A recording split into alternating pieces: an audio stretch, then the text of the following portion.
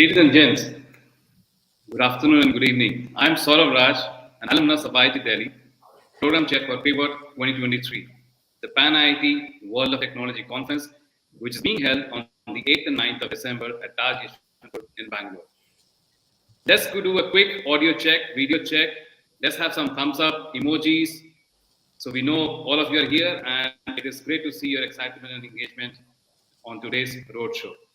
It's a wonderful Saturday evening, and from Pan IT and from all of us, we thank you from the bottom of our heart for joining us today. I am super excited today to welcome you to the fourth and final roadshow as we continue our journey to our flagship event in December in a few weeks. We will have more on that coming up in a few minutes from our lead senior leadership. In the meantime, I would like to also talk about the exciting line of speakers we have today, an amazing topic where we talk about the space, the next playground. We'll have some details on the event coming up in a short while. Joining us today is Mr. Devashish Bhattacharya, Chairman, Pan IT Alumni India, and Mr. Pradeep Bhargava, General Secretary, Pan IT Alumni India. As we start the session today, ladies and gents, can we have a round of applause and a wall of emojis as I invite on stage Mr. Pradeep Bhargava, General Secretary, Pan IT Alumni India. Please welcome him as he talks about our flagship conference, Pivot 2023, the Pan IT World of Technology Conference. Please go ahead, sir. Thank you, Saurav, and welcome all to this Pan IT session, Space, Your Next Playground. What I would be doing is to taking you through our journey on Pan IT World of Technology and what we have in store for you in the event coming up on 8th and 9th December. I will take a few slides to take you through what we have in store for you.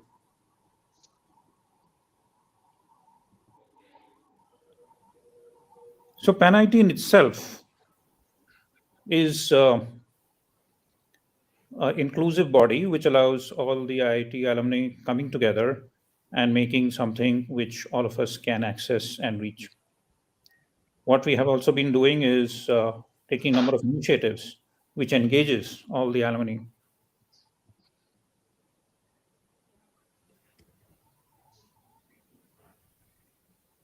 So as part of Pan IT vision, the whole idea was to look at innovation as the key effort coming from all the alumni. And therefore, what we did was to look at setting up a platform which aggregates innovation and research and then tries to match the needs and availability to make it market acceptable. We are also looking at being the key contributor to policy making. And last but not the least, to look at setting up innovation hubs across the country. And that is what the vision is all about. So as the body is comprising of number of alum association and groups, Pan IIT itself is working together with all of them in multiple collaborations. So one, of course, is with alumni directly, but then we are also working with IITs in number of strategic initiatives. There are many other organizations which are working with rural and sustainability. So we have Parfi and Wheels around that. And then we have IT Startups, which is working on the startups, and the alum associations, which are reaching out to all the alumni across the IITs. Beside this, there are some international networks across the countries and continents. And then we have city centers here in India. And all of us, we are collaborating together to make many initiatives successful. So which brings us to the event that we are bringing for you, Pan IIT World of Technology. And this is presented along with Hexaware. And if you are into innovation, then you need to be there on 8th and 9th December. Within this whole conference, what we've done is to make separate tracks, which allows focusing on specific topics. So the first one is around the conference, where we have 6 themes that help us cover various aspects of innovation. First one is bringing innovation and what innovation is coming out of India. Second one touches the digital economy and the number of things that can be scaled globally. And then we look at research itself and deep dive in it, followed by something which is happening in India, the ability to boost manufacturing. And we have seen now number of manufacturing companies which are really looking at global expansions. One of the other thing that is important is looking at the social impact and how we can make a difference. And last but not the least, supercharging with AI, which is the topic which everybody is talking about these days. We also have a track on startup, which covers keynotes, pitches, masterclasses, and also allowing the connect from investor to the startups. The hackathon, which is already on, and we are coming to now finalizing 30 teams in specific topics, and they will be presenting during these 2 days.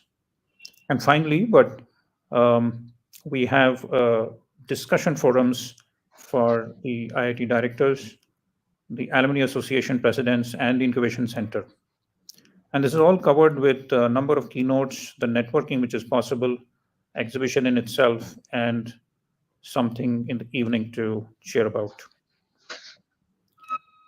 I'll be going through some of these slides quickly to share with you what's already done and the people who will be with us.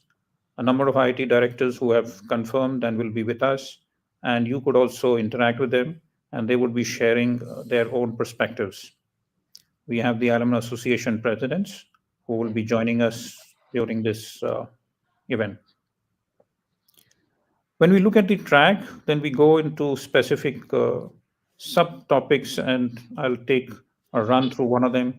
When we look at innovation, we're talking about really cutting edge innovation and how it's making a difference. But we also look at frugal innovation, which can be offered for the masses. And third aspect is the scaling of the innovation, which can go global. So these three different aspects will be covered by a set of people. And finally, what is the ecosystem which will continue to make it grow bigger and successful?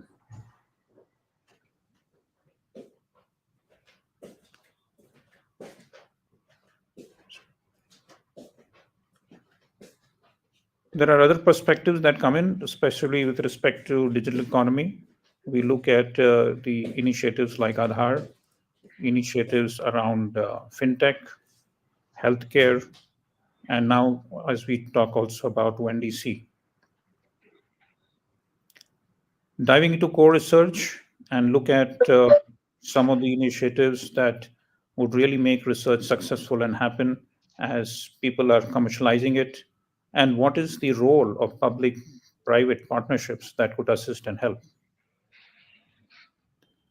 So you see that some of the people who would be there are really leading the organizations and large research bodies, but also seeing how to make research successful. And this is happening across India. And you would see that there are certain initiatives that are happening, which actually are coming to fruition. We also have speakers in the innovation track, where the ecosystem itself, how it's to be built, and people who are experienced will be sharing that. Boosting manufacturing and the track for boosting manufacturing. So this is how the whole event is getting curated for you. Looking at AI and what else AI could do, but not only just from a business perspective, but also the infrastructure perspective, and then going to real hardware and what it takes to continue to make it successful and grow. And you would see some of the challenges that people are already facing, but how do we solve? And that's what will come there. Enabling social impact, touching not only the urban areas, but rural areas, looking at water and also sustainability. We will touch on the startup conclave, where a number of investors have committed. Startups are shortlisted, and we have master classes. On the other side, we have the students who come there from the hackathon shortlist, and they will be presenting their proof of concepts. So we are today on the fourth roadshow. We have covered future of AI, flying machines, mental health matters, and today we'll take you to space, your next playground. Here is the organizing team with the office bearers and the summit organizing team, all the members who are here, and they have contributed on a voluntary basis to make this event come together and happen. So what it brings us to, all of us, to be able to interact with business, entrepreneurs, research and innovation, and investors in this 2 days. Of course, there are opportunities to be part of it in a bigger way, where one can partner and collaborate, invest in innovation itself, and also see opportunities to grow their own business. And last but not the least, it's a night to remember with a gala dinner, music, and where you can celebrate innovation. And we would be thanking our sponsors who have supported so far, and then many more who are in the pipeline, and they'll be there with us. So thanks all the sponsors for this. With this, I bring you to this space, your next playground, and back to Saurav and Debashish to take it ahead. Thank you, Mr. Pradeep. That was amazing and a very good overview of what is coming up at Pivot. We are all excited. And from what we hear, it is going to be an amazing opportunity to meet, learn, and network in Bangalore in December. Next, I would like to invite on stage our very own Mr. Devashish Bhattacharya, Chairman, Pan IT Alumni India. And would like to tell us more about the work which is being done by Pan IT and how all of us can benefit from it. Ladies and gentlemen, with a huge round of applause and emojis, please welcome Mr. Devashish. Please go ahead, sir.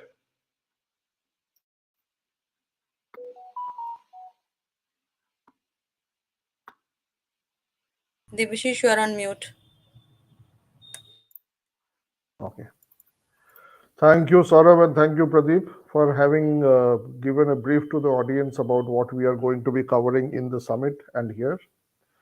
I would like to touch upon the fact that Pan IIT is working to bring all possible stakeholders together. And why do we want to do that? Because when everybody gets together, huddles happen, conversations happen, and something new emerges. So it is our dream, it is our desire, it is our purpose that we are able to keep creating dreams by bringing stakeholders together. For example, while we are talking to our sponsors and our guests, I have been asked some questions by some of our partners who have said that we would like to know, can we figure out how to plan our recruitments using the talent and everything that you have? So they are finding that as an opportunity because we have all the 23 IT directors there.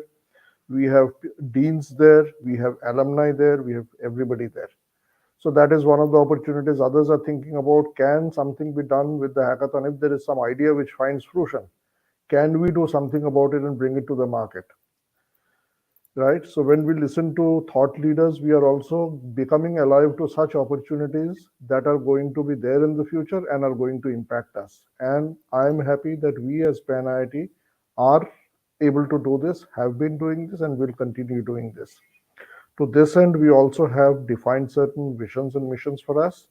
We are consolidating the research work which is done in the IIT so that we can make it available to the industry and the public at large, so that that research creates an outcome, each item of research. So that is something which we are going to cover at the summit. We are going to cover our contribution to the future of engineering education by getting into a research with MDI Gurgaon, where we'll talk about the various aspects of engineering education which are required to contribute and create an engineer. Also, to identify what an engineer is and what the contribution of an engineer is to the society. So these are some of the things that we are doing. We work with the IITs because that is where we get our primacy from. We work with them as facilitators, as bridges with other stakeholders, so that challenges or support that they require from the industry or the government or others, that is made available. This is our way of returning to the society to create better engineers who create better impacts for the society. And I am hoping that we will see all of you who are present here as speakers and participants, as well as in the previous road shows, that you will join us at Bangalore, celebrate innovation, celebrate engineering, celebrate the future, and work with us to create that future. Thank you very much. Back to Saurabh, and let's start the session.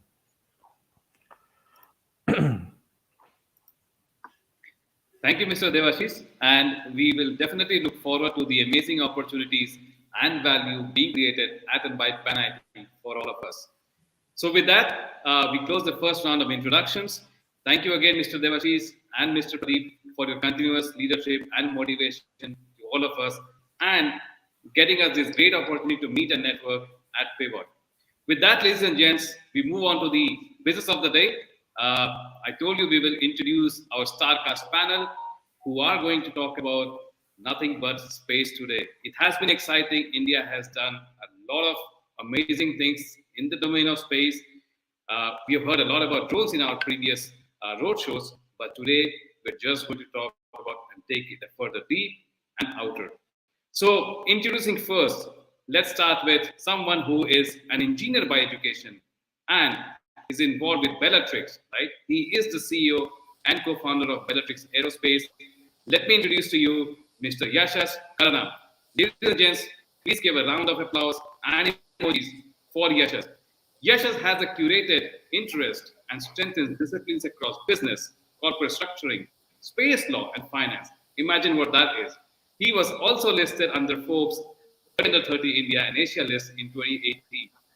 Bellatrix Aerospace, what it is, it's a full stack space transportation company that is designing and developing and manufacturing next generation satellite propulsion across both chemical and electric propulsion lines.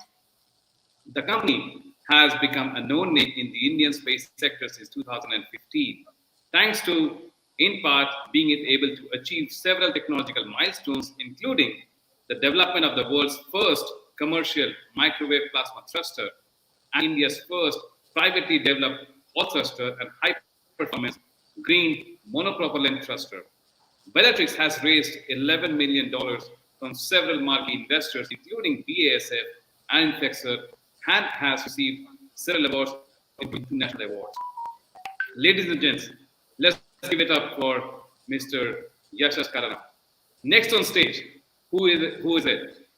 He is someone with an experience with SAR systems and a degree in aerospace engineering from the Indian Institute of Technology, Madras.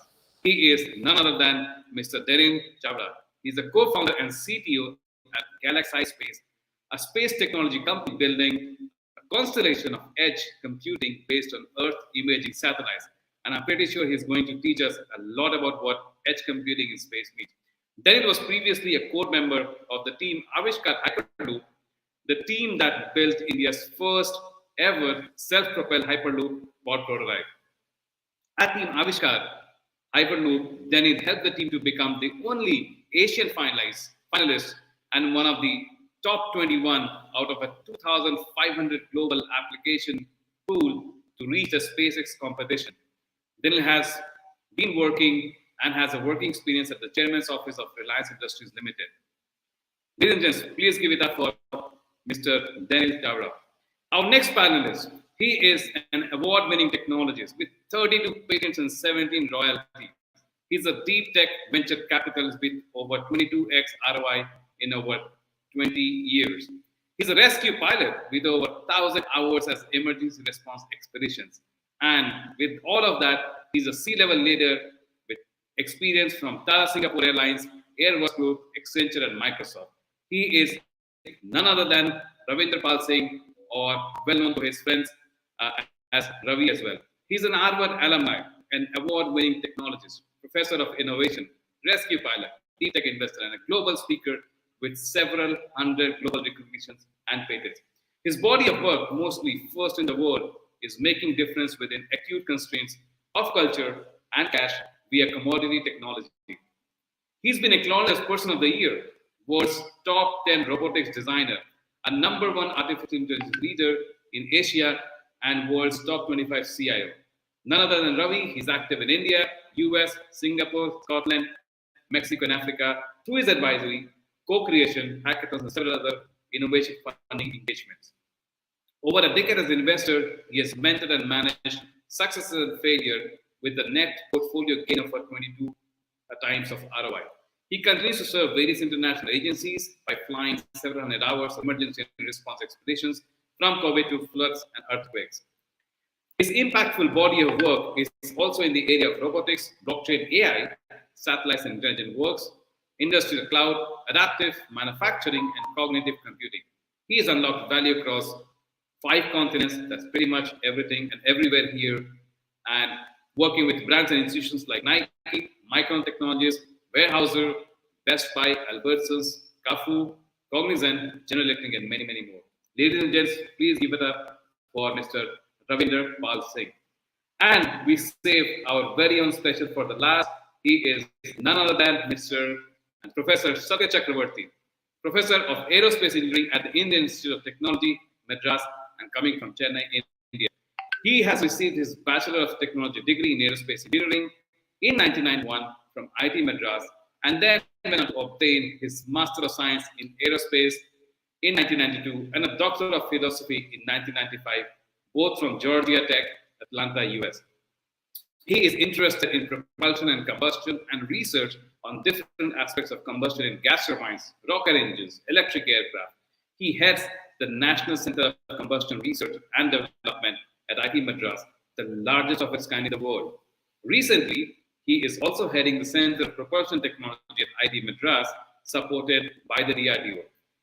Between all of these things, he also finds time to work with several startups and actively engage with many of the companies who are doing amazing and groundbreaking work in the field of space technology. He's the founder and CEO and CTO of the E-Plane Company. So what is this E-Plane Company? It's a startup aiming to make a new breed of aircraft called hybrid aerial vehicles for vertical takeoff and landing, as well as long-distance flight to carry goods and passengers, leading ultimately to air taxi operations. We have seen such kinds only in sci-fi movies, and it's going to make us happen for that. He's also a co-founder and advisor to Galaxy, from which we are going to talk about, Agnikul Cosmos, another company which is aiming to make mini launch vehicles to launch micro and nano satellites in space. He's co-founder director of Aerostrobilos, a company aiming to produce fuel-agnostic micro gas turbines. He's a faculty member of the Team Avishkar Hyperloop, which we just heard about a few minutes back, and also the co-founder director of Tutor Hyperloop, a company looking to commercialize the technology that is developed by his team. He's advisor to NewTrace, which is a company developing, producing green hydrogen by water splitting, and finally also a co-founder director at X2 Fuels and Energy, a startup which is aiming to convert any kind of waste, municipal, solid, or agri, into crude oil. Let's give it up and a round of applause for all of our amazing panelists. And with this, I hand over the panel to our professor, Mr. Satya Chakravarti, to take it forward. Please go ahead, sir. Thank you, Saurav. Am I audible?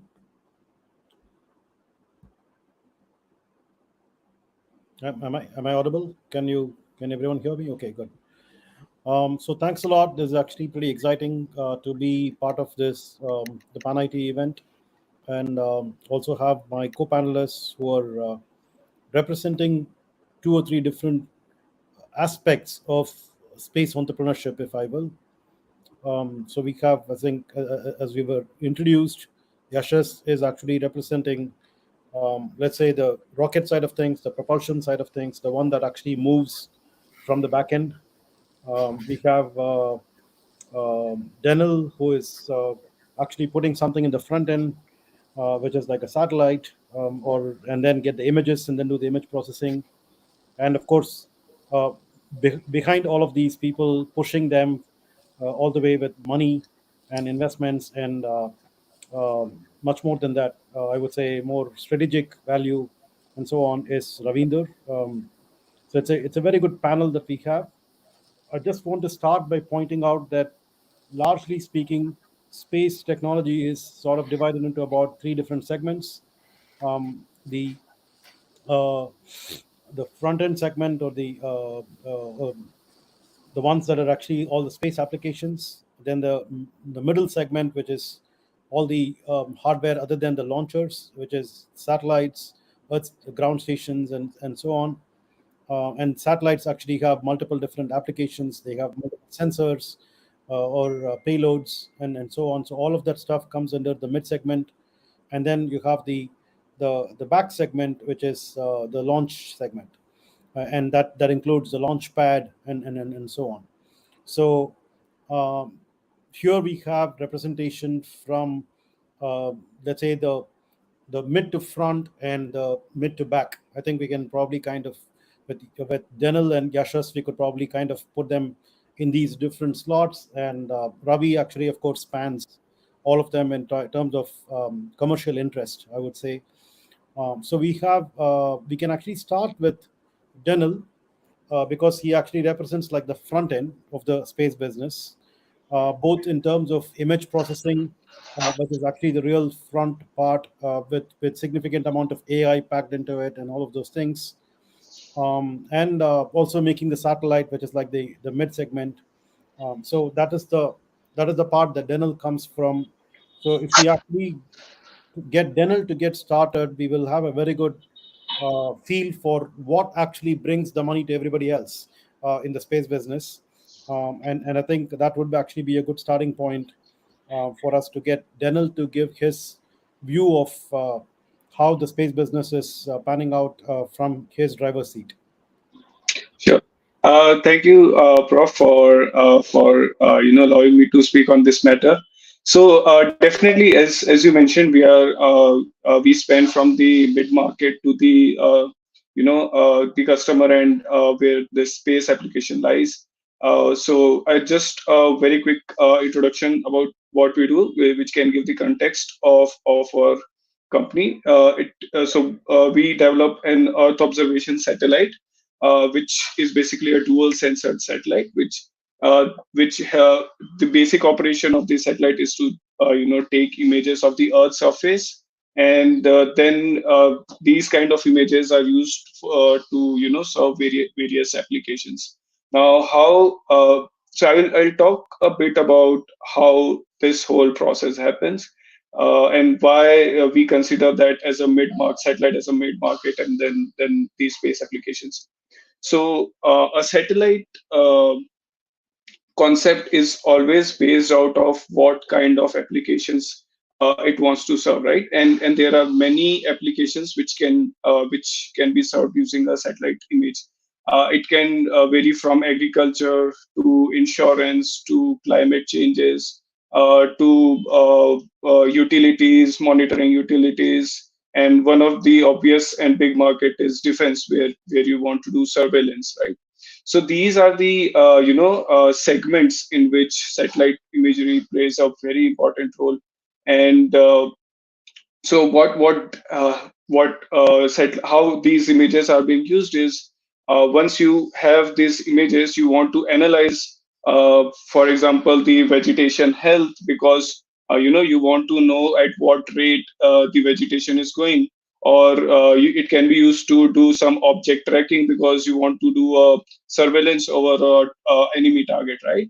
So these kind of applications are powered on the images, and satellite images are particularly very large. So you always want to have a very a big overview of, or a very big geography in which you want to do it, and that's how these images are being used today. And these images are generated by satellites, and that is satellite will have sensors like synthetic aperture radar sensor, which gives the dielectricity of any object. Then there will be visible sensors like a camera, which can give a multispectral signature of your scene.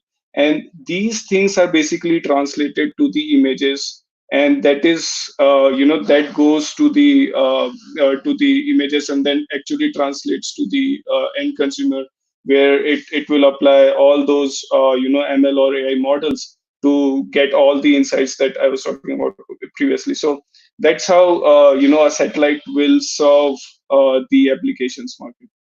I hope I answered that question.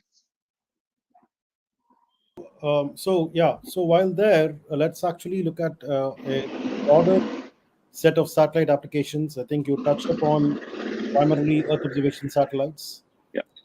So you could also look at a few other avenues and opportunities. For example, um, what is this? What is the emergence of communication satellites, particularly for broadband, right? So I think there is like a lot of buzz about low Earth orbit satellites that are actually being used, a large number of them. That's a huge opportunity. I'll probably come to Yashas about it as well because he must be closely monitoring it.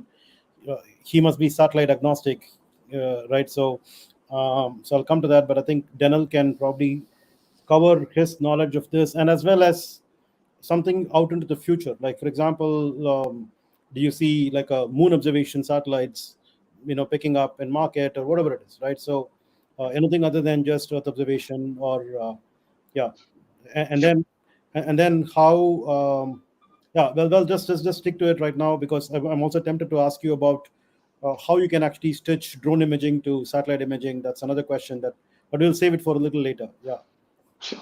Yeah. Okay. So definitely we will do that a bit later. But yeah, so satellite in generals are broadly divided into two domains. One is communications, and the second is remote sensing. And then again, the remote sensing is on Earth observation and then weather satellites, right? And if we go back into the history, communication satellites were the first to get emerged. That was the first use of satellite. And this can be way back till first satellite, which was Sputnik. So that was the first application. And then from that point of time, it has been growing, and we have seen Iridium constellation to serve the, using satellite serve the global community, global star, and this was more on the telecom spectrum. And now, as you rightly mentioned, Prof, there has been a lot more use of LEO satellites, and what we see coming out of it is a second generation of satellite which can empower more connectivity and high bandwidth connectivity, where Starlink is present, where it wants to again do give internet based services, which is again a part of the communication services, right? So this is one more part of the satellite market, which requires a very good or very big amount of infrastructure in place, because you don't want to lose on the connectivity at any point of time. So it has to be very real time. So yeah, that is again one more part of the satellite market, which has been growing and is actively growing. And but what I feel is the Earth observation segment started very late in both in serving government applications or commercial applications, and that's what I see, that it is just a very new segment that has started growing up. And few examples, there was Planet Labs, which started in 2010. So it's just 13-year-olds company who started who started giving out map of the Earth's surface every day. And then there are synthetic aperture radar based constellations like ICEYE, which started in 2018 or something. So these are very new development that has happened, and that's why I see in future Earth observation is going to become very big as it improves the technology, and the need of it particularly grows in the market. And definitely, these are the tech that are always used for deep tech missions as well. So when we say about any missions for Moon or any mission for Mars, the first thing that we want to do is just go and look how the environment is and how the stuff is, right? So definitely these kind of tech, these kind of tech play a very important role in those deep missions as well. Good. I'm going to come back to you after I talk to Yashas and a bit with Ravi as well, particularly on the money side of things, to ask how we can. I think there's a general question that I'm going to ask all of you at some point in the next round of questions. how we can actually make this very frugally out of India, and how that could actually disrupt the global markets. That's actually a very important question that we should keep in the back of our minds. For example, if anybody wants to actually do Mars mapping or a moon mapping, shouldn't they actually be going to a Denel Chavla from anywhere in the world? That's what I would be expecting. Yashas, now it's your turn. So let's pick from where Denel left on all those thousands and thousands of satellites that are supposed to crowd the skies.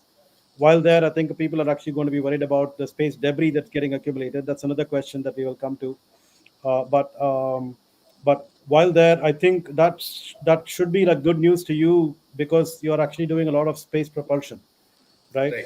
Right. So we have to actually keep all these satellites in place, uh, right, and so on. So what's the outlook from your vantage point? Yeah. So firstly, Satya, I think before I kind of get into the answer, I would like to kind of compliment your style of narration and taking forward this panel, right? So it's Oh, always thanks. great to have somebody in the industry to kind of take it across when both the moderator and the panelists are probably in the same playground and they've seen the same things. So I think you rightly pointed out the problem of space debris and overcrowding of space, right? So I think today, when we are talking, it feels as though like probably like Earth itself is so big, and then probably the number of satellites in space is probably the number of cars on a highway, right? So it's only those many satellites out there in space, and space is so vast. Why would it really be a problem, right? That's what a common man usually thinks. But I think the history or the facts suggest otherwise, right? So you have seen cases where a small paint fleck going about in an hour about 8 kilometers per second has punctured the International Space Station. That's the kind of impact a small paint fleck can have. Imagine what could happen if a large satellite goes in a collision course with another satellite, and that breaks up into probably 50 pieces, and all of them becomes bullets going around in an uncontrolled way, right? So that is going to be a total catastrophe, and the impact, I think, it's going to be really bad for all of us. We probably cannot have a call like this, and all of our offices, all of our networks would simply go down because we did not take care of like our satellites. That's the whole problem. So I think the thought leadership across the globe, and also agencies which have been debating about space debris, have been coming up with various solutions. One of the things that I think, at least at the regulatory level, people have started following, maybe starting with FCC's new regulations, which came up in 2021 or 2022, was that every satellite going up should be responsible by carrying a propulsion system on board, so that if you go on a collision course, you can actually prevent the collision when you sense that from ground, and then send out a signal to space to actually dodge the collision. And second, orbital slot is becoming realistic. So by the time you know that you're with your last 20% of fuel, you have to actually deorbit your satellite so that you clear that real estate for the next satellite to come. So these are becoming very pivotal right now, and the role for propulsion systems is becoming very important. And it's also important to note that every propulsion system out there in the market is going to solve this issue, right? So some solutions are built for different applications which are very specific. Not everything can be your deorbit engine. So that way you have to look at various parameters while designing these systems, the kind of thrust it generates and the kind of power it takes. It cannot be a liability for you compromising on your mission's capabilities. So that way, I think most of us as propulsion companies, we are looking at these as challenges and trying to solve for them. And also we are looking at new ways to probably service satellites so that we reduce the number of satellites going up, right? So there are technologies that people like us are working on, where we are trying to service satellites, refuel satellites in space. It may not be something we do right now in 23, but build the technology so that it is ready by 28 or 2030, when I think the problem gets more serious. So that's my initial take on the debris bit. But generally, I think overall, it's a good thing that people are seriously talking about debris tracking and debris mitigation. There are missions like Clear Space, where I think the European Space Agency has funded close to 100 million euros to actually go there and then do one single experiment of capturing a debris in space. So I think it's a very expensive affair, And then the final question comes down to like if you are building a company based on that, who is going to really be your customers? Who is going to fund you to actually go clean up the debris? So I think a lot of questions to answer, and I think the market is going to figure out various means for this. That's where I want to like. You're a smart man. You actually threw up a lot of questions that I should actually be asking you. Right.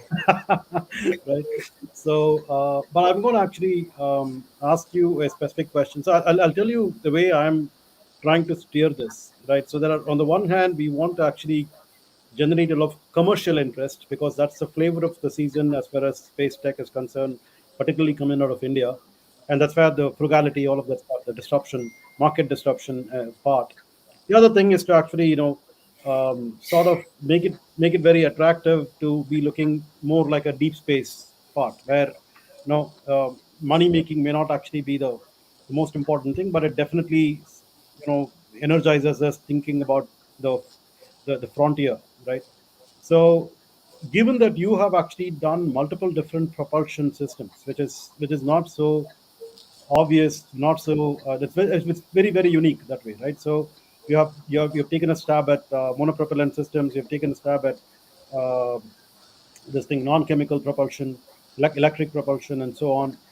And very creditably, I mean, when I say stab, I'm not saying like you've just dabbled. You've actually done things and you've put them out there, right? So it's very creditable. Uh, but going to a classroom that I would do most of the time, we would talk about these non-chemical propulsions that's primarily suited for deep space missions. How do you see that panning out? Would Chandrayaan 4 take a deep space rocket or whatever it is? I mean, the non-chemical rocket. When European Smart mission in the late 2000s actually did that, right? So, what is your take on how that part, the deep space part, is actually going to grow? Right. See, we did not build the non-chemical systems for mainly deep space missions, right? So the first product, which was a microwave plasma thruster, where for the first time we used water as fuel for electric propulsion, that was actually a deep space product. But I think the core, though I think it was more attractive, or the story looks good because it's in situ resource utilization. You can find water on the moon. It's good for a deep space fuel and all of that. But I think incidentally the logic or the reason why we took that is not to like cater to deep space missions or fuel our own ambitions, right? So I think we have been very calculative in terms of taking decisions on what products we want to work on or invest our time and efforts on. So all of these have now become mainstream engines for the core satellites itself, right? So I think probably if you're looking at Earth observation market, they're still going with the chemical propulsion, and that's why we have a greener alternative to chemical. Yeah. Right, and but if you look at the communication satellite and various satellites that don't require high agilities, I think in all those cases people are actually moving to all electric systems, not even like hybrid systems, but people go all electric. And the fundamental thing is it always comes down to your efficiency or your return on investment. So it's like looking at mileage for an automobile. Mhm. If especially you are not traveling in and you don't want that thrill of going on a Hayabusa, right? It's a satellite that actually is making money for you and it's earning revenue for you. In all those cases, we don't really go about thinking how fast we travel, as long as you get your ROIs in place. Basically, chemical propulsion is like you have your fuel. That's the conventional one. You have the combustion, and then it's going to give you an instant pulse of energy. Electric, on the other hand, is ion engines where you kind of create a machine gun of ions and you get that recoil which actually keeps pushing you in the opposite direction. So that way, if you kind of compare electric and chemical over a period of time, electric is actually going to overtake the chemical one because you never turn on and turn off a electric engine. Chemical, you do pulses, you turn on and off as and when you require. But electric, you turn on and keep it on for a long way. So it gradually overtakes the chemical one. So that way, in terms of economics, and if you look at the value that you get out of a satellite, right, it's any day better to carry a electric propulsion for applications that don't require agility. And the reason Bellatrix actually went into so many technologies is because this is not a market where one technology fits all. It's I cannot say that. See, I developed this one product, and for a bigger satellite, I might add five of these and put them all together and then power them with a common supply and then fire all the five together. It becomes very inefficient. So each mission is different, and with our set of 4 different products, we are able to cater to all the missions and all the requirements. It was actually done that. Great. I think that was actually very good perspective coming out of what and not surprising because of the kind of experience that you have had. I will actually come back to you and ask about perspectives on launch vehicle, developments that are happening around the world and particularly in India, because although I'm probably best positioned for that, but I'm a moderator. I cannot do that. Right. But before that, I think we will actually dial back to Ravi, who's been patiently waiting. And I think I will actually take, I'll essentially do 2 questions back to back, like I've done with others. The first is, I think Ravi, look at that resume. That was actually a spectacular resume on all fronts. Lot of aviation background, aerospace, and essentially deep technology stuff.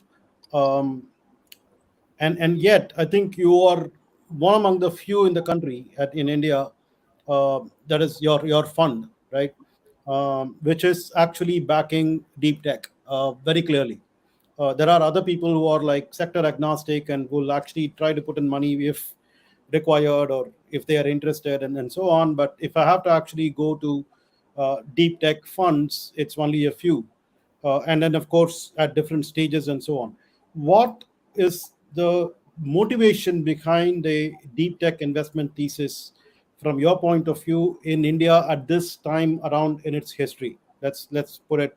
Let's kind of like make it a big picture that you can probably share with us. Thank you, Professor Satya.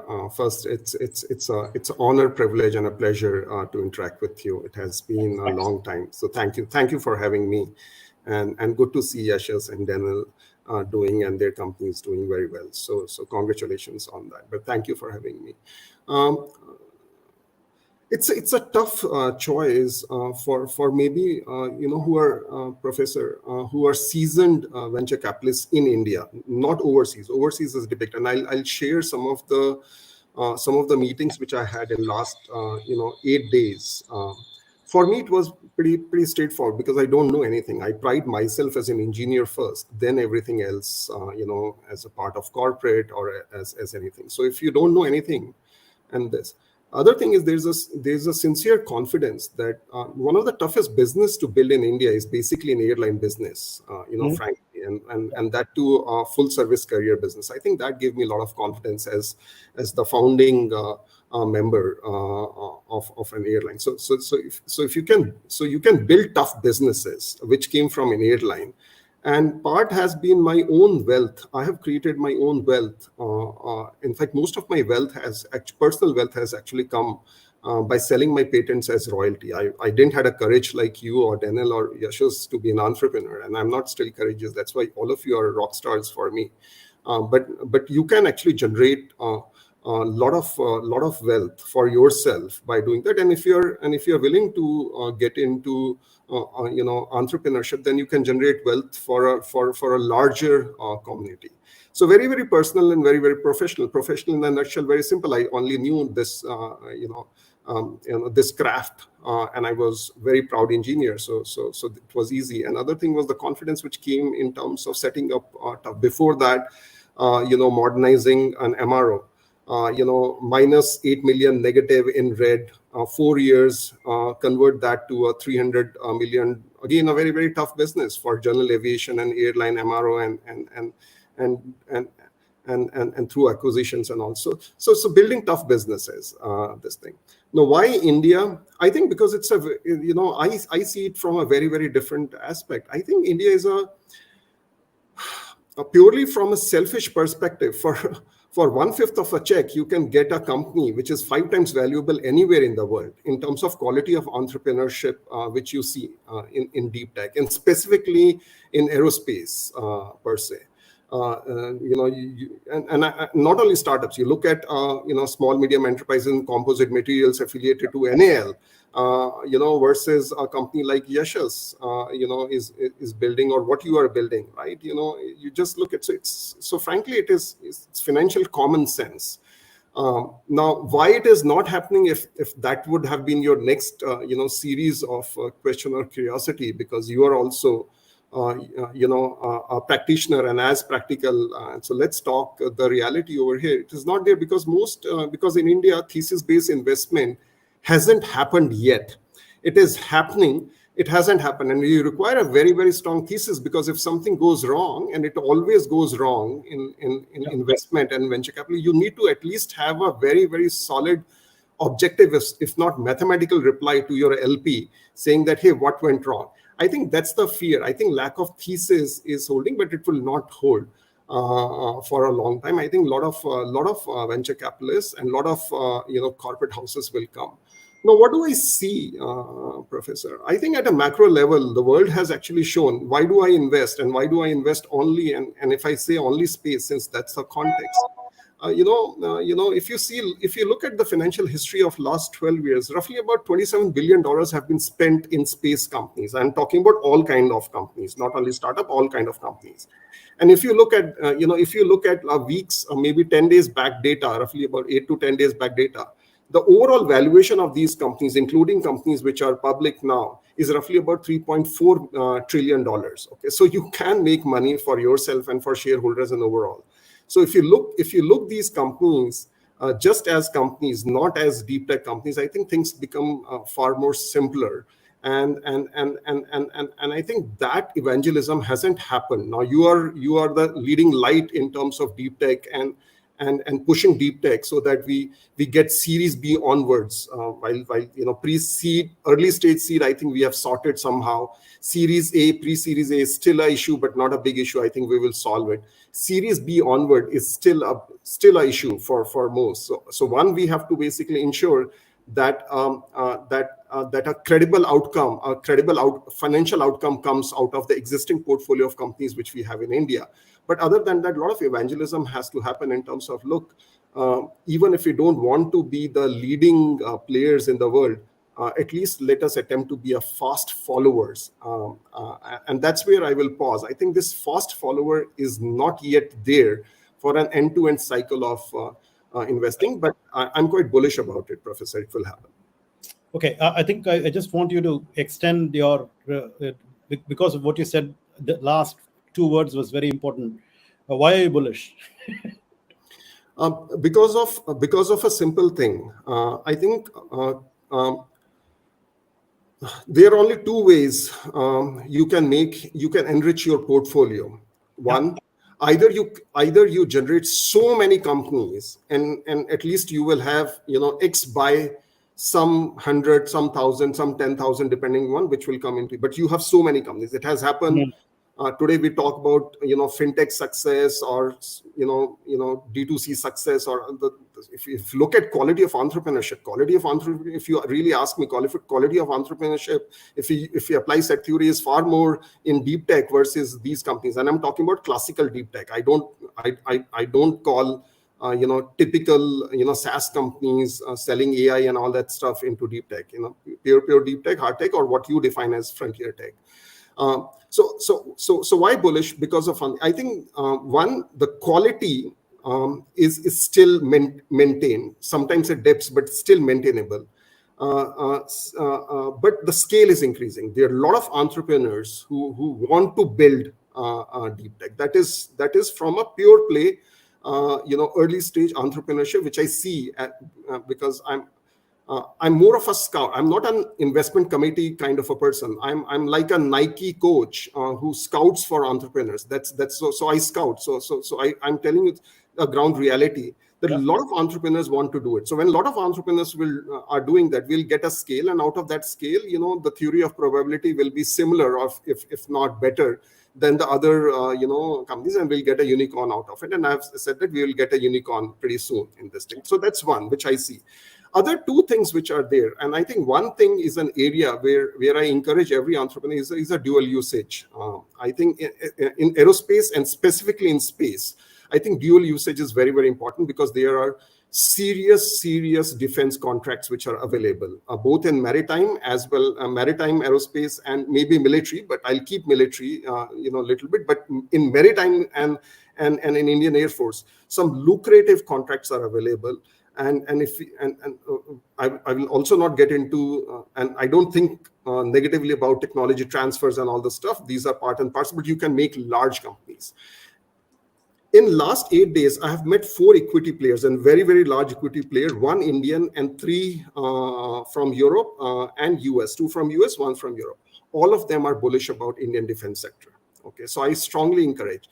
And I think if dual usage starts happening in Indian, space tech, deep tech companies, I think that's a very lucrative opportunity. So that's an insight which has come from people who are willing to put money if they see that happening in Series B onwards, but at least the classical applied science, applied engineering, which is the base of and depending on what company is suitable. So that's one. Second thing is the macro itself. I think India needs the unit economics. I don't think India can afford unit economics of deep tech or any engineering company, and especially in aerospace and defense. From outside to come. I think we will not be able to do that. Look at our percentage of GDP, which has gone.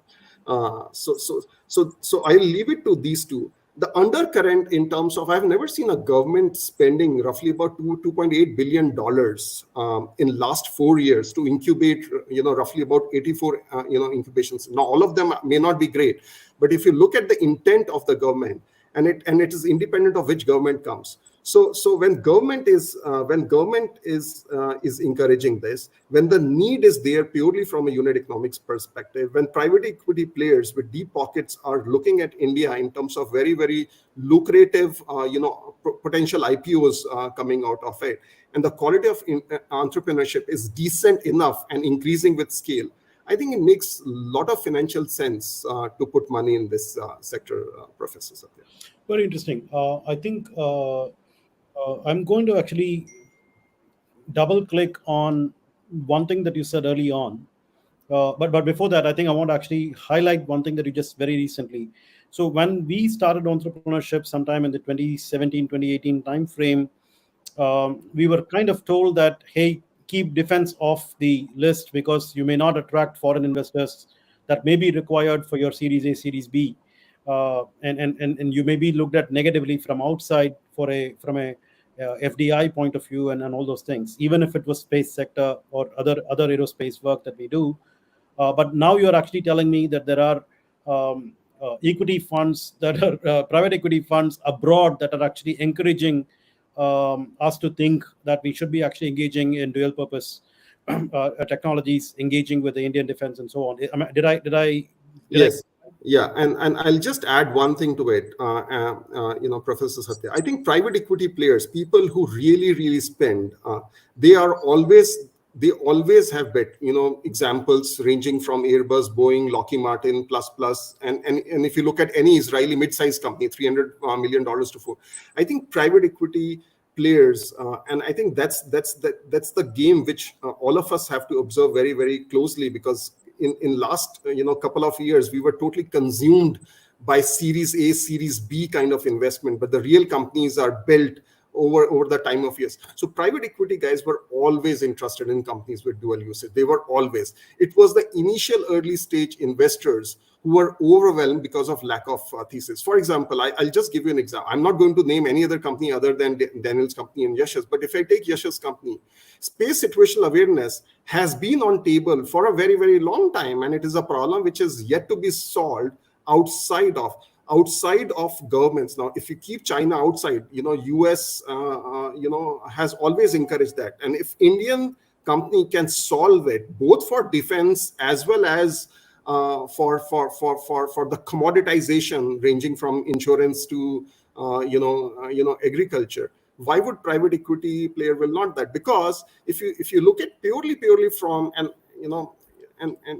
one of the learnings which I actually got, from talking and working for various CEOs, is that some of the smartest CEOs create a balance sheet. It may be totally wrong. Create a balance sheet ahead of time.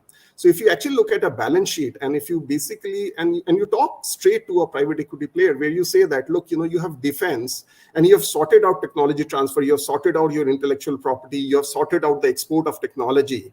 And if you look commoditization, you are actually giving them a balance where you have long-term high margin contracts with defense, and you have low margin scale contracts outside of defense, and it always works. It always works. I'm just giving an example of space situational awareness. It will always work.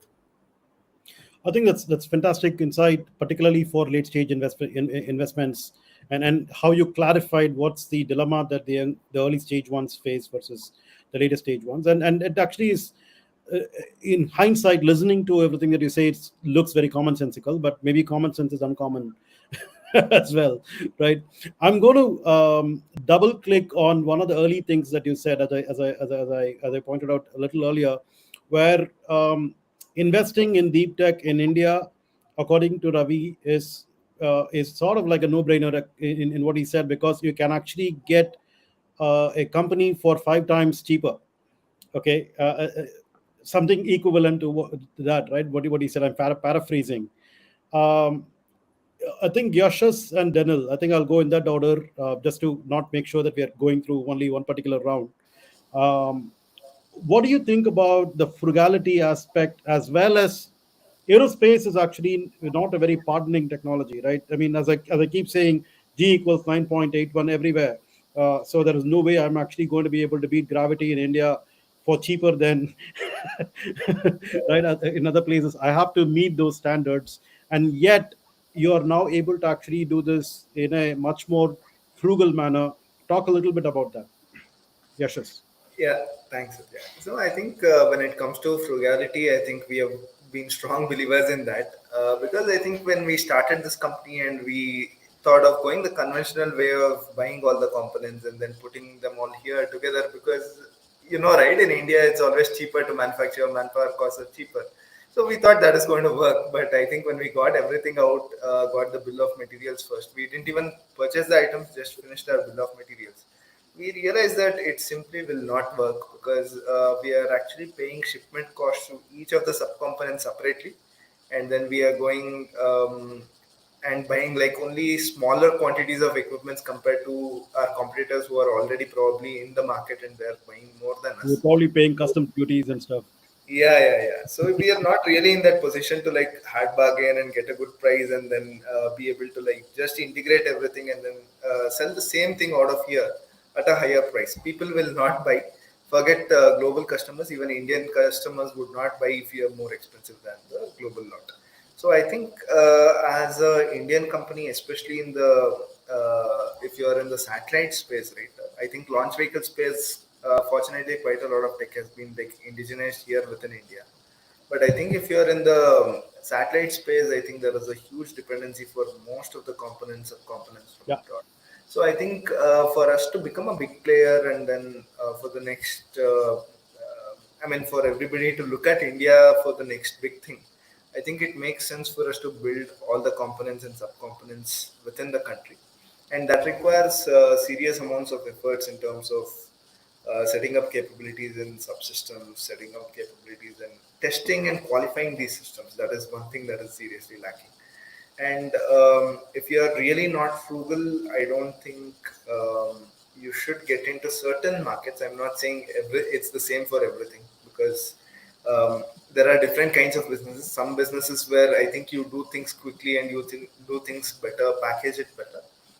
There are also like upstream companies and then places where you really have to, like when you're building your own product and entering a market, if you kind of are not sourcing the materials from here at a low cost, there is no way you can sell them out at a competitive price.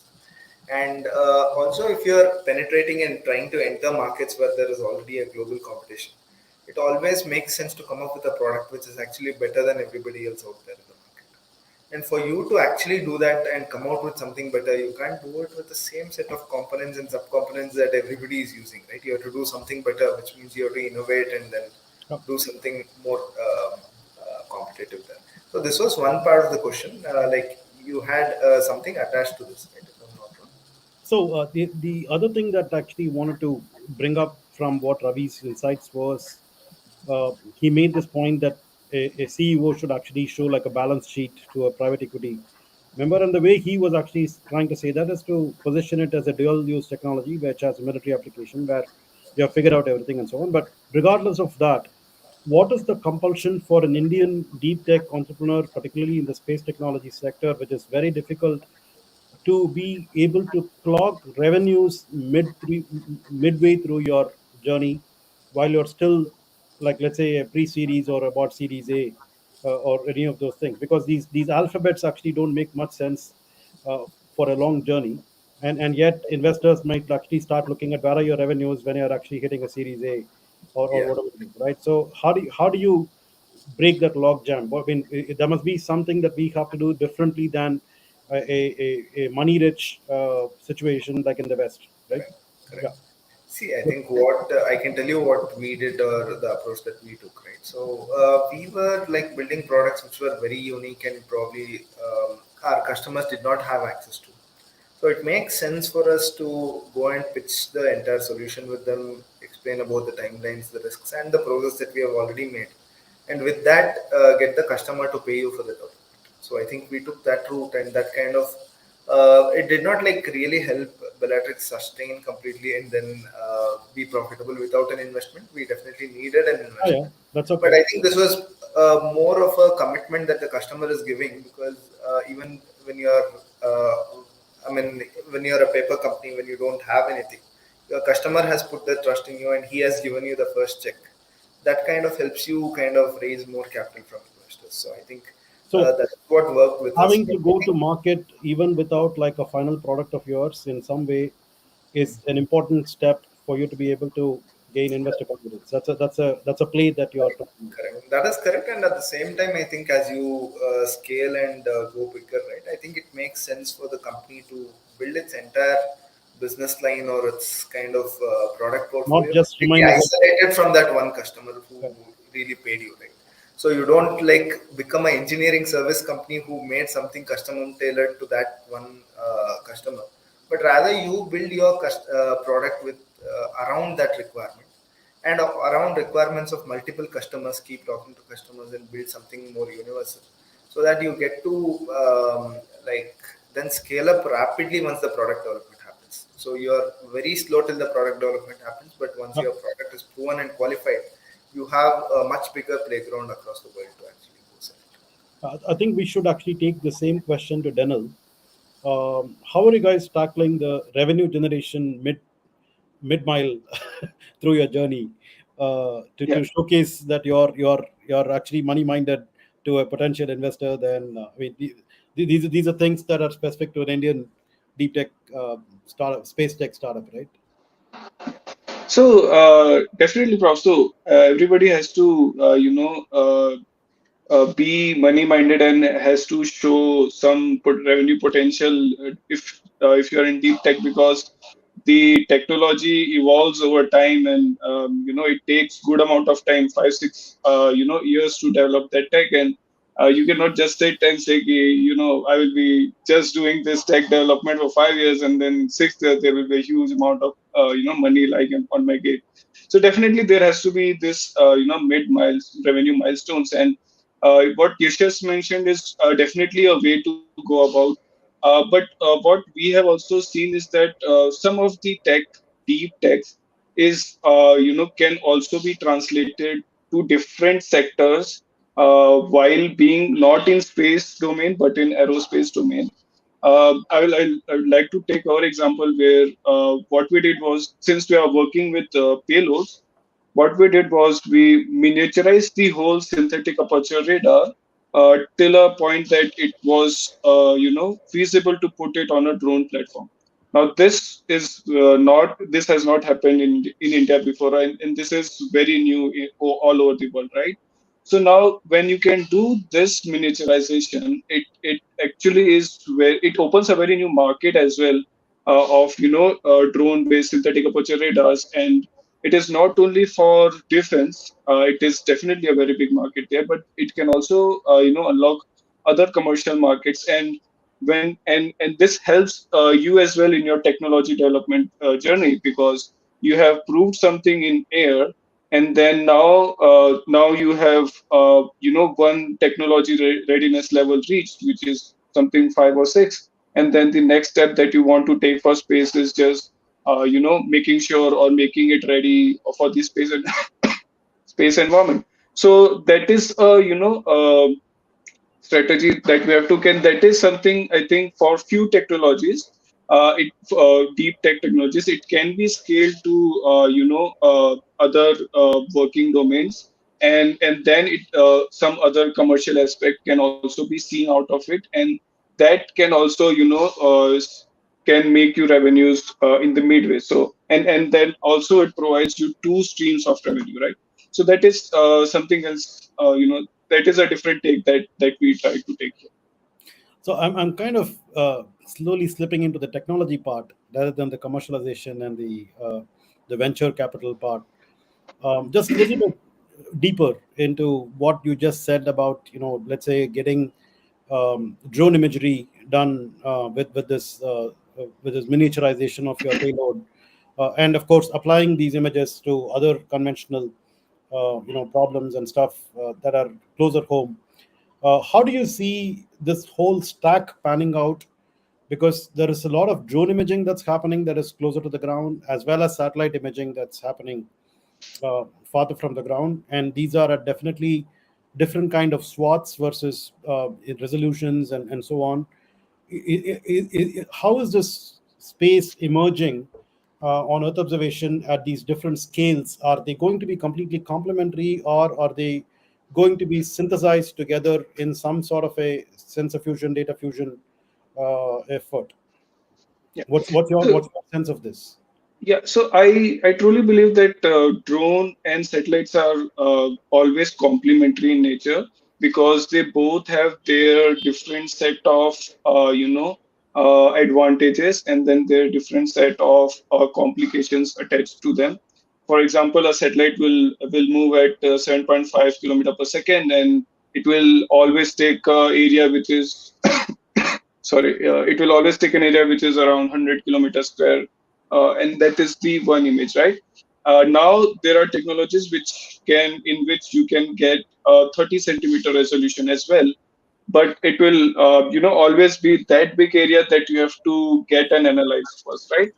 And what and how it is, and if you see the other part of it, which is drone, it flies very near to the earth's surface, and so what we can do is we can get higher resolution. But what else it provides an advantage is, it is very much dictatable. You can dictate when the drone should go, where it should go, and if you want to do a very specific task, you can dictate that to your drone, right? So what I see that is how these two sets are complementary is, you try to localize what you want to do using a satellite imagery, which is basically saying you generate a tip out of a satellite. But what you do with a drone is a queue where you have to go to this certain place and then do a very specific task and come back. And so these two things overall provide a very complete stack of solution, and that's how it completes the stack of solution for an end user as well.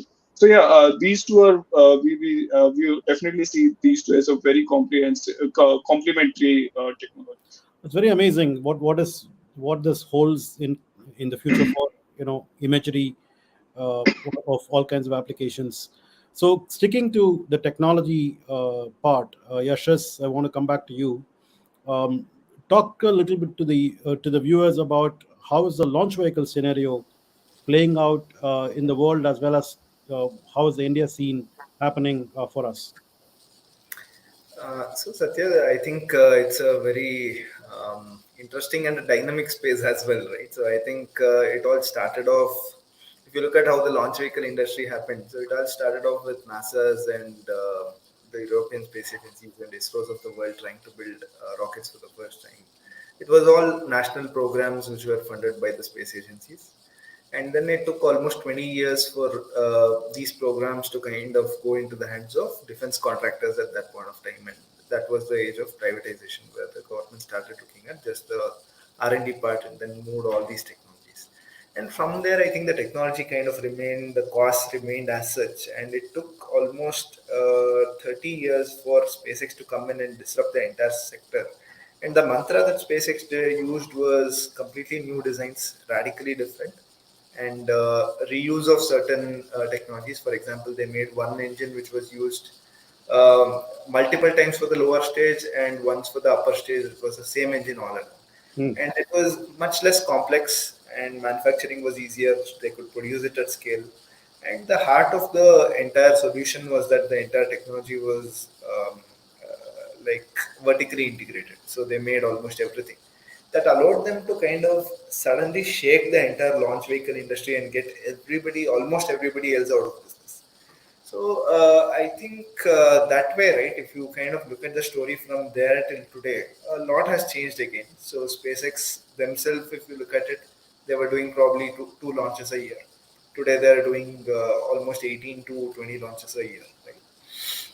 Launch frequency has increased, launch sizes have increased. They're doing Starship now, increasing the sizes, Falcon Heavy, Starship, and all of that. But they cannot have a monopoly. There is market for all, and I think today a lot of private space companies have come up. And in 2015, even Bellatrix had ventured into the launch vehicle space, and I think around that time the scenario was different. And then eventually the market got a little crowded, and we kind of decided to focus our interest on a different area because there were more opportunities for us at that point of time. But today, if you look at it, again, from about a handful of companies like Rocket Lab, Vector, and a couple of these in the West which were working on rockets, today I think it grew to about 200 companies, and then now again consolidation has happened. It's only the real hardcore companies which have stuff, which have capabilities, and which are going to take over the market, which have remained. And I think today, fortunately, in India also we have some players, including yours. So that way, we are now getting down to that real essence or the real companies which are going to disrupt the space, and then they are looking at different innovative models in the launch vehicle space. So the industry itself has seen its own turns, and today it has kind of come to that point of saturation. There will be more consolidation going forward. There could be acquisitions, there could be some companies going down, some more companies coming up, some disruptive technologies. But I think to kind of support the constellations, there is still market, and probably with so many more thousands of satellites going up, there is no way you can launch all thousands of them in one Falcon Heavy or probably in one Starship. You really require that dedicated launch and dedicated orbits. So market is there, and it's indeed a very, very exciting space to build a rocket and say that I just built this rocket. So I think that is definitely going to go a long way, and it's not just from a commercial interest. If you look at the defense aspects of it, each country is trying to safeguard the launch vehicle technologies, and India needs one, and or India needs many, right? So that way, I think it's also domestically boundaries come in, and I think there is definitely scope and pie for everybody out there still. Great. I'm going to actually go back to Ravi with the technology question. In the last few events that I have participated in the panel, I have actually made this particular point, which is, I think Yashas was talking about the launch vehicles, Janal was talking about satellites. These are very conventional strongholds of the space industry, right? So if I were to actually think about a space startup, the two quick things that I can think about are I can either make a rocket or I can make a satellite. Now, let's say, for example, there are two players that are making rockets and there are two players that are making satellites. And the third guy who wants to make a rocket or a satellite and goes to an investor, the investor is going to say, hey, this is done and dusted. You have enough competition. There is no way you're going to compete. So don't disturb me. No money coming. So what do they do instead is, and there are like so many young people who are wanting to do space in India, particularly, right? Because ISRO has sort of done this to them, that they are extremely excited, very qualified, and so on. So they come up with these very unique stuff that they're trying to solve problems, like taking a satellite from one orbit and putting it in another orbit, or refueling a satellite on while it is there and extending its life, and so on, which are all nice problems to solve, which the basic rocket guys and the satellite guys are not solving, definitely. However, if I were an investor, I will ask the question this technology has not been proven, because NASA has not done this, ISRO has not done this, anybody has actually not done this. Whereas, why would you put money in a rocket company or a satellite company? Because NASA has done this, ISRO has done this, and so on, right? So when there is no proof of concept for some of these problems that are outside of the conventional slots, right? How do you even think about putting money into them? Yeah.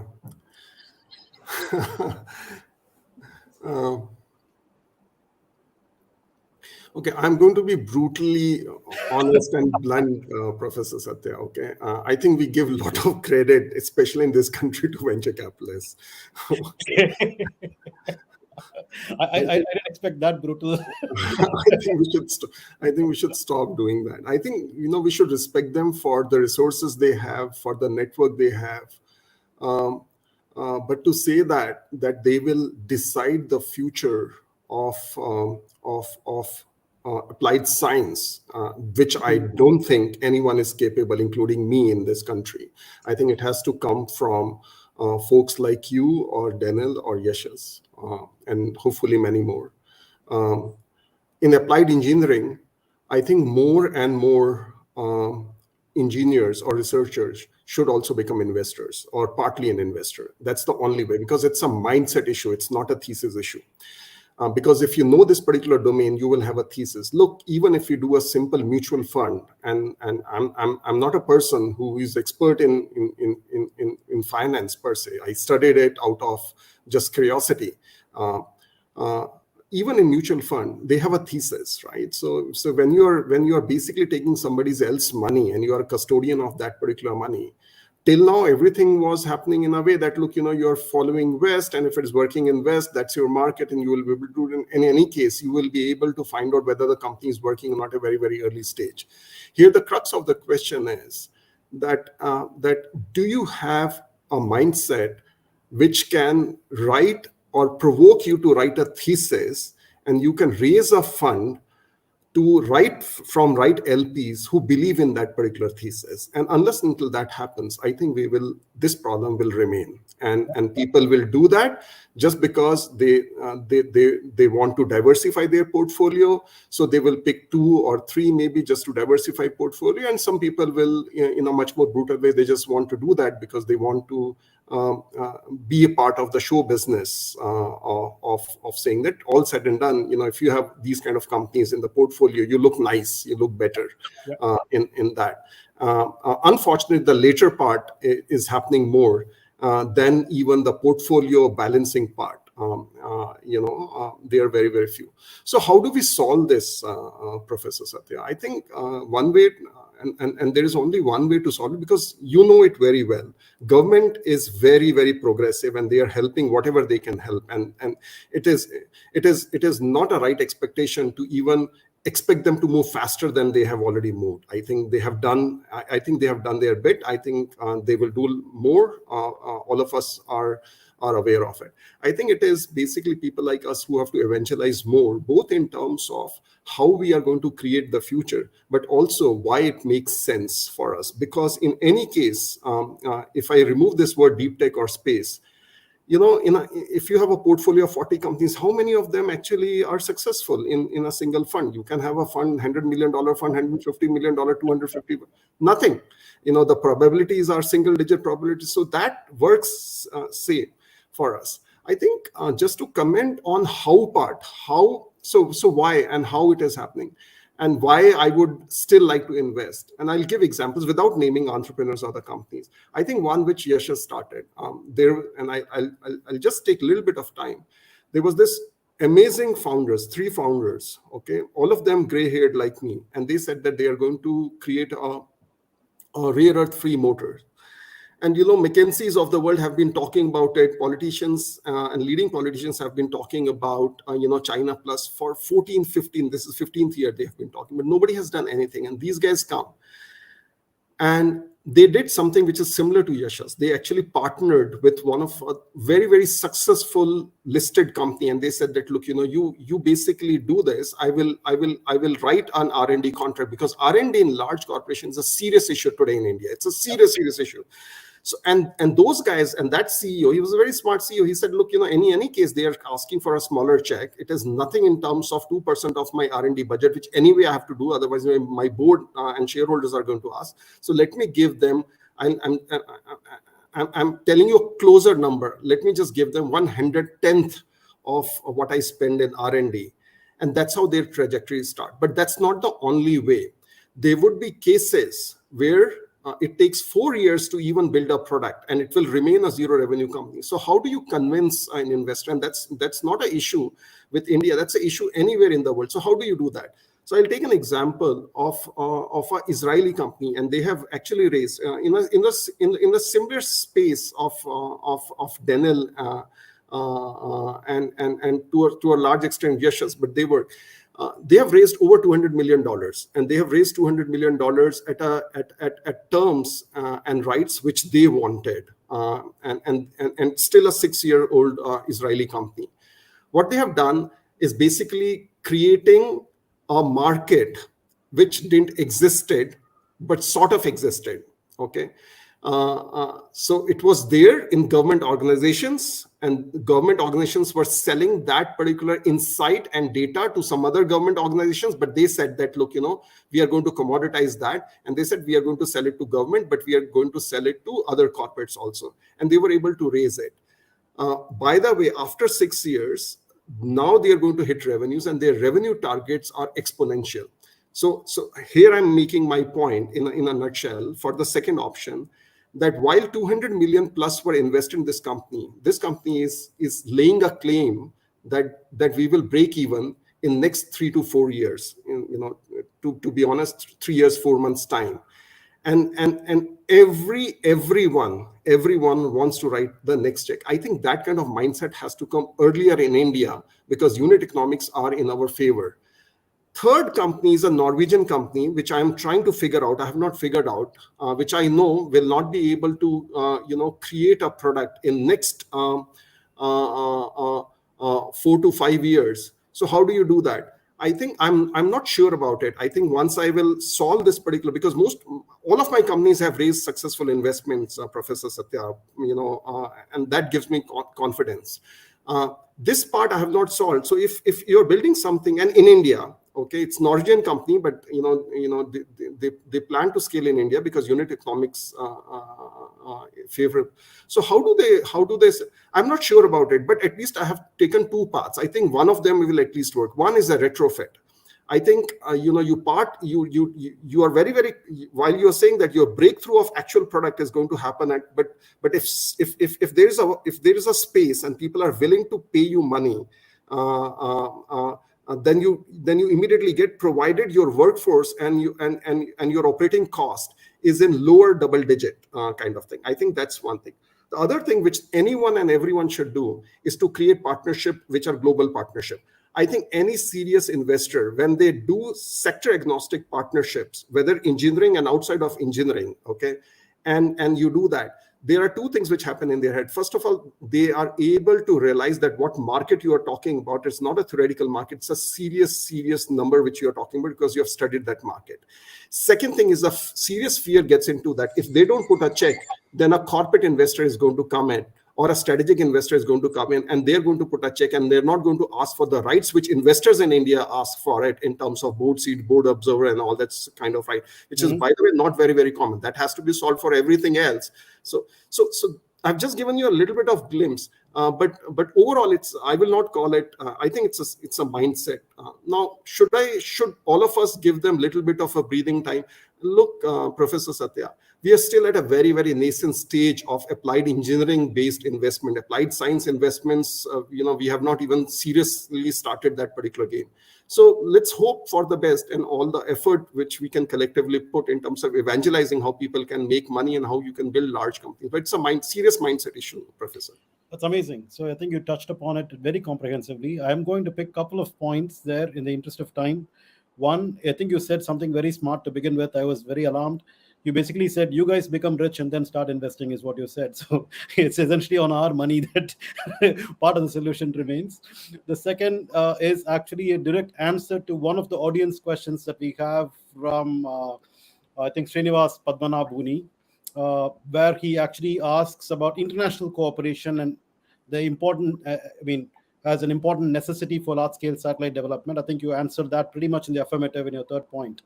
So I was actually interested in taking some of these audience questions, but you answered one of those. The second one, by the way, Ravi, is actually specifically pointed out to you, and the questioner is magnanimous enough to say that he can actually take it up with you separately, and we can let that happen in the interest of time. We have kind of overshot. I was watching the time all the time, but I couldn't believe that the time just flew by. It was the most interesting conversation that I've ever had. And I'm so thankful to all of you. I want to actually stop here and over to Saurav.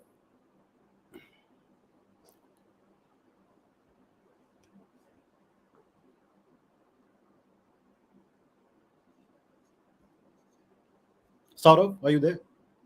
Yeah. Yep. Thank you, Professor Satya. This was indeed amazing. Lots of learning for me as well. Brilliant moderation and a beautiful creation of the content today, right? So, ladies and gentlemen, please, we do owe him a round of applause for conducting this entire session, and for all of our panelists who have really enlightened our evening today with so much knowledge, with so much passion in a field which is so very new that if it were a year or two back, we would not even would have been able to think about it, right? So with that, just to quick summarize some of the points which I noted about, which is kind of struck is, we talk about real estate in India, right? But we touched on the importance of real estate in space, and that's something I'm still trying to grasp. How that is becoming possible and feasible. And we have to be cognizant about it's not just our satellites, but it has to be collaborative space. Everyone's going to be there, so we need to have that understanding and cooperation, right? And it was equally interesting to hear about the competitiveness of the Indian space tech companies when it comes to sourcing materials and manufacturing in India. And this is immense, right? It's not only important from the fact that where we stand on a global stage, but it also means that we can create a lot of opportunities internally versus just trying to import and buy stuff from outside, which comes with its own factors of added cost and logistics and shipping and everything, right? So very good points there. Equally important, where which I heard from Ravi, was the capital required, and of course we all know that capital and revenue generation is vital to the success of every business venture, right? And there's some amazing insights of what needs to happen in funding, in space tech, in deep tech, especially Series B stage onwards, where the big money needs to come in, and it needs to operate at a different scale, right? And it was good to see that there's quite a bit of interest from the international funds who want to come to India on this. Now, there's one question, and I believe we have a few minutes of time before I hand it over to Manjeet for a closing notes. We did hear it's a mindset issue, and if I can coin the term, it hit the nerve aptly, and it's always when you're in a domain which is so fresh, so new, and such huge potential, it indeed is a mindset issue, right? And then we compare NASA, the ESAs, the ISROs on one side, and then on the other side we have this amazing supercharged startup energy. So my question to you, 30 seconds, everyone, I'll go in a cycle. Is this a David versus Goliath moment for the space tech in India or worldwide? Starting with Daniel, would you like to take this first? Yeah, so very sorry, I lost you for a few seconds. Can you repeat that? I'm trying to say, is this, when we talk about the ISROs, the NASAs, the ESAs, and we talk about startups who are doing brilliant work like you, is this a David versus Goliath moment for space tech? Yeah, definitely. So as I was saying before, it is this sector for satellites specifically, it has just started, and definitely it is that moment where we are about to see either we see a very significant jump in absorption of these technologies to every sector. So yeah, definitely that's definitely we see in that way. Yes, coming to you next. 30 seconds. Yeah. So I think the way I look at it is, I think we are not trying to draw any parallels, because I think what we are trying to head up to is try to open a space economy sometime soon, right? I think all of our goals is to kind of get there get some business to space, do some orbital trade, and get some things back to Earth. So a lot of big plans. So I think it is something unprecedented that we are really going. Right. One last word of thoughts, Ravi. No, I'm yes. Answer is yes. Absolutely. Right. Professor Satya, closing thoughts. Well, yeah, I think I would actually go with what Yasha says. It's not really exactly a David versus Goliath problem, because in India we actually have a way by which we can make small satellites, small launchers, and all those things, and then look for markets that are specific to those that actually are sidestepping the larger market, right? And I think I've said this in several of the talks that I give. Read The Innovator's Dilemma. You find a problem that you can solve at your level and grow from there, and then you can challenge the incumbents, but not yet. So we run parallel paths. We have our own markets to go after, and Elon Musk will not even actually look at an Agnicol or a Bellatrix yet, and at some point you'll actually start scratching his head about it, right? So that's how we will actually behave. Right, wonderful. Thank you so much again, everyone. Please, one round of applause for all of our panelists today for making this event and evening memorable indeed. And with that, I hand over to our roadshow lead, Manjeet, for the final word of thanks. Please, Manjeet. Yeah, thanks, Shaurav. So it was a wonderful session, as we all have witnessed. So an event is incomplete without a vote of thanks. And I am Manjeet, an alumnus of IIT Kanpur and lead roadshows for PIO 2023. On behalf of Pan IIT Alumni India, I would like to thank all the wonderful people associated with this highly successful event. Our heartfelt thanks to our esteemed speakers, Denil, Yashesh, and Ravinder, for taking out precious time from their schedule to share their learning and experiences with the audience. We feel enriched and enlightened indeed. We thank our moderator, Professor Shatya, for doing a great job in keeping all our esteemed speakers and the audience engaged. I sincerely thank Mr. Debashish Bhattacharya, Chairman Pan IIT Alumni India, and Mr. Pradeep Bhargava, General Secretary Pan IIT Alumni India and Conference Chair PIO 2023, for their constant help and support to the team. A big thanks to Shaurav for helping with the critical backend support, to manage the registrations on AirMeet link, to engage with the marketing team for the creatives. I thank the program chairs, Mr. Shaurav again, and Dr. Shomnath for spreading the word in various alumni groups and networks.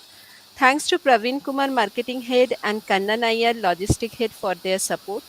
Thanks to our Pan IIT Secretariat, Melissa and Padmini, for their constant support. Thanks to Thomas and Rajiv in the Cyber Media team for providing marketing support.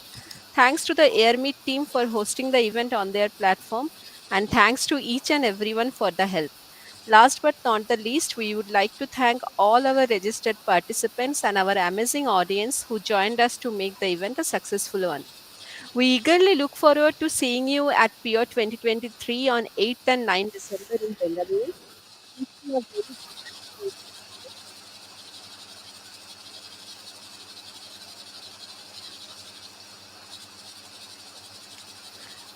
I guess, Shara, we can close the session now. Thanks all once again.